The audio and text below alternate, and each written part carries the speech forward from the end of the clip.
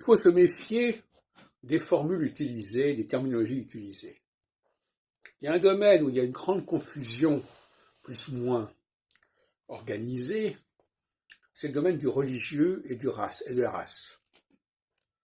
Parce que on ne sait pas exactement comment nommer les choses. Tout ce qui concerne les ensembles, alors on va parler d'ethnie, on va parler de race, on va parler de religion, etc. Et tout ça est assez insatisfaisant finalement.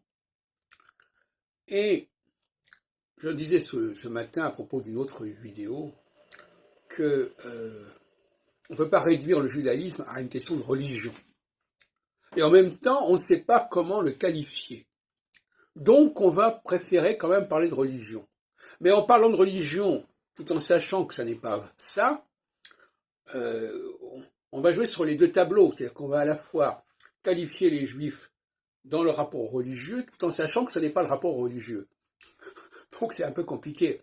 De la même façon, concernant les musulmans, on va parler de religion, tout en sachant que ce n'est pas seulement une question de religion, que c'est une question aussi d'apparence, de physique, etc.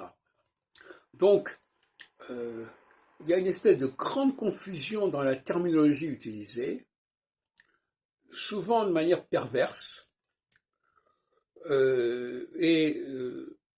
j'aime pas du tout cette idée de dire les juifs c'est une religion, donc c'est les écritures, donc c'est le temple, alors qu'en réalité on sait très bien que c'est beaucoup plus compliqué que ça. Mais en même temps, on ne sait pas exactement qualifier cette question juive. Alors moi j'ai proposé une terminologie qui est en attente, si vous voulez, c'est-à-dire que quand on insiste sur les aspects extérieurs, sur les signes extérieurs, sur la transmission, sur l'éducation, on est dans ce que j'appelle la surconscience.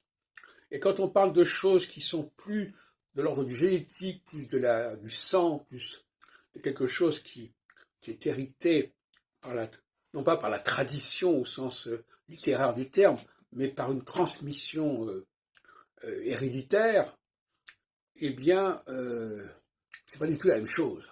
Hein. Donc, on veut souvent poser les problèmes qui sont de l'ordre de la subconscience, c'est-à-dire d'une prise de conscience extrêmement diffuse de l'autre. On ne sait pas très bien, on sait qu'il est autre, mais on ne sait pas pourquoi, on ne sait pas comment qualifier cette altérité. Et on préfère la situer sur le plan du religieux, que ce soit le religieux judaïque, le religieux islamique, et en même temps c'est s'égarer de faire cela, voyez-vous. Donc il y a une espèce de problème, une aporie au niveau de la qualification qui est extrêmement fâcheuse et perverse.